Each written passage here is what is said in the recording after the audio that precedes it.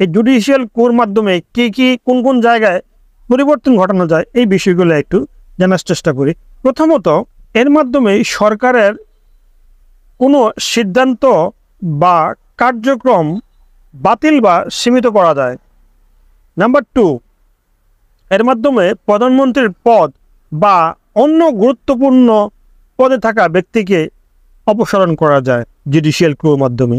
Number 3, এর মাধ্যমে সংবিধানের বিতর্কিত ব্যাখ্যা দেওয়া যায় অথবা কোনো বিশেষ রাজনৈতিক উদ্দেশ্যে ব্যবহার করা যায়। নাম্বার 4, জুডিশিয়াল ক্যুর মাধ্যমে বিচার বিভাগ গণতান্ত্রিক প্রক্রিয়ায় হস্তক্ষেপ করে।